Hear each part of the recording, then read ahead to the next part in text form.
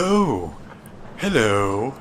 I'm so glad you could join us for a new video feature. We're playing Dying Light. You see, it's a new horror game.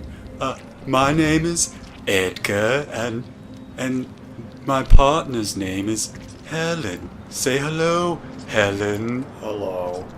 Helen will mostly be playing the game while I walk you through it. You see, we decided to skip the prologue because it's rather boring. We've gotten to the part in the first mission where it's almost nighttime. It will be so very scary. I hope you're ready to be frightened, and I hope you're watching this at nighttime. You may be driven mad by the horror. Helen here is smashing some zombies for us because, you see, we're a secret agent and we've been bitten and infected by the zombies, and we've aligned ourselves with an organization known as the Tower, and we're trying to get some antizin for them, which will suppress the mutation. And I believe we have some skill points we can spend, actually. You see, go on, Helen. Oh yes, there's survivor, agility, and power. It's quite interesting. You see, they've decided to split up your abilities between 3 skill trees. It's mad, really. You get experience for power every time you attack an enemy, experience for agility every time you do parkour, and experience for survivor every time you complete a mission. It's ingenious, really. What do you think, Helen? I quite like it. Here's the skill tree. Whenever you get a point, it's very exciting to come to the skill trees and browse about for some fun new ability that'll make it easier to survive the zombie apocalypse. What do you think you'll buy, Helen? Well, you see, there's only one ability right now which allows me to create lockpicks, firecrackers, throwing stars, and Molotov cocktails. So I'll start that in the novice portion of the survivor rank. Oh, give yourself some credit, Helen. You're no novice. Thank you. Lockpicks are essential for survival, and so are throwing stars, because we all know in the apocalypse we're ninjas. I think I will get the booster, which will allow me to fight without getting tired, run faster, see better in darkness, and develop more resistance. Interesting choice, Helen. For those resistant zombies. I didn't know you were on steroids. Oh, don't call them that. Oh, right. They're just boosters. Supplements. Oh, a dodge. How fancy. It's like dancing around the zombie. Why don't we go ahead and buy that one, Helen? Allow me to be spry on my feet, like a little fairy. A fairy against zombies. How quaint. I think I will buy the slide as opposed to the grapple. Oh, that slide will help us slide right under some obstacles. I can now stun the enemy with great precision. Oh, smashing zombie heads, what fun. I believe I will get the multi-throw to lock onto multiple targets, up to 3. I sure hope you're planning on making mini shuriken, Helen. Yes, many to throw. Well, alright. I believe this is it. We're going to get the antizin. If only we could figure out how to open the crate.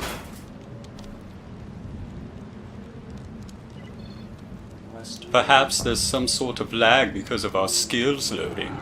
How quaint.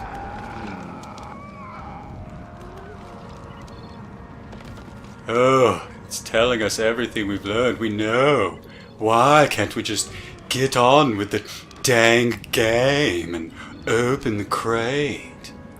Oh, I see, Helen. You see the red arrow on your map? It appears we have to kill all the zombies in the area to make it safe to open the crate. Bash his head in, Helen. Squishy head. There. That did it. I believe it's safe now to open the crate. Ooh, what could it be? What could it be?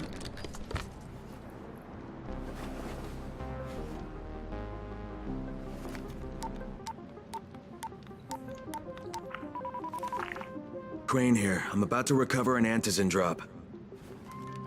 Good, Crane. This offers us a new strategy. Time to turn your attention to Rise. Listen closely. It's very possible that Rise is our man.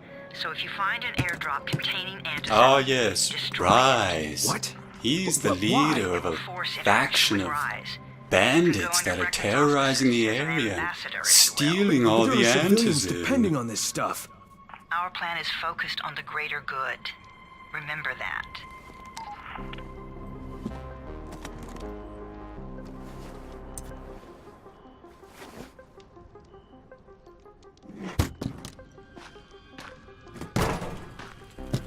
Oh, that's so terrible, Helen.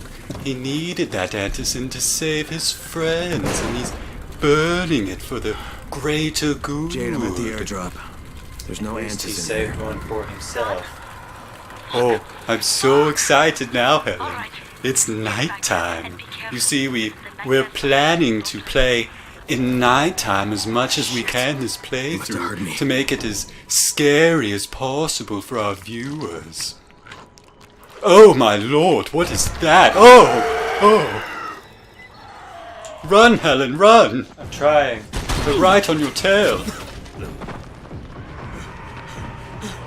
It seems you've lost them quite easily, Helen.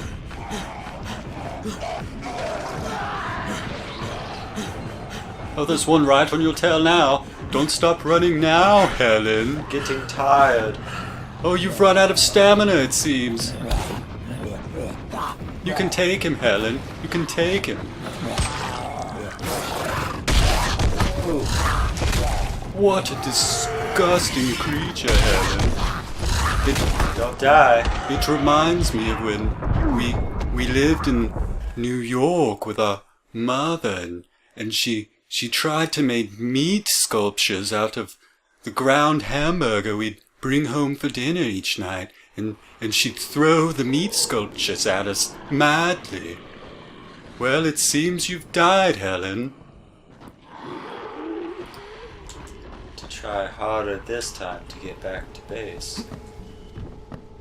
I suppose you could say this game takes elements from Dead Island, another zombie apocalypse game, but really the only game you can compare for the parkour elements is Mirror's Edge, and I highly recommend that you play Mirror's Edge. It's a fantastic game. In fact, I think the parkour in that game is more versatile than in this one.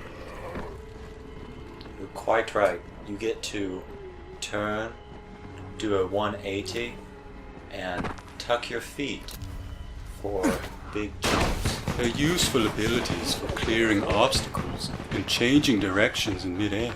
Unfortunately, the game developers for this game decided you wouldn't need them, I suppose. However, later I believe you get a grappling hook, which makes you feel much like Spider-Man, and it's so fun.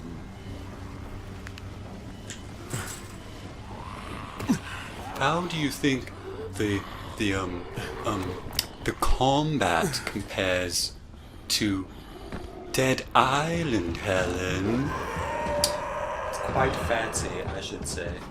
Fancier than Dead Island, Helen says. I wonder how fancy the combat will be in Dead Island 2. Of course, They took out the analog combat, so now you can only attack weak points. You cannot choose your angle of ingress, so to speak. How unfortunate. You're automatically attacking random areas of zombies instead of having full control.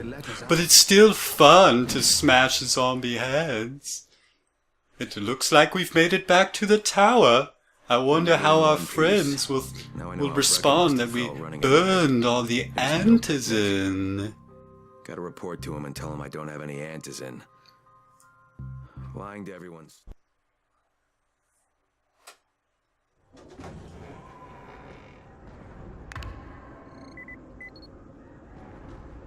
I'll have you all know that we're having problems with our headphones and we have to keep the game turned down low so the audio isn't recorded on our microphone. So the game's even scarier because, you see, we're playing it deaf. Brecken, come on. I mean, we need antizin. I know, but buying from Rise? You can't be serious. For God's sakes, I'll go. I'm not scared. Absolutely not. We've discussed that No, already. we didn't discuss it. You just decided that I'll go. Are you serious? Well, this Rice guy has never seen my face before. Clean slate, right?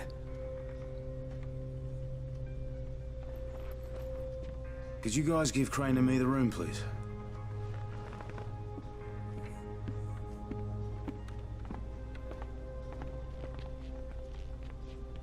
I wonder what that thumbs up sure was you're up for, for this? Helen. Did he Has to be done, want doesn't us it? to meet him out back Well, later? I'm not gonna For a argue. smoke?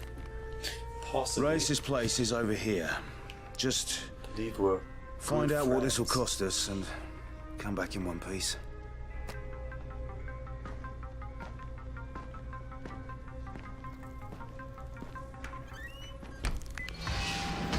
Well, we finished the mission, Helen. And now we have to go meet Rise. But I think this would be a very good place to end the episode, because we're starting a new mission.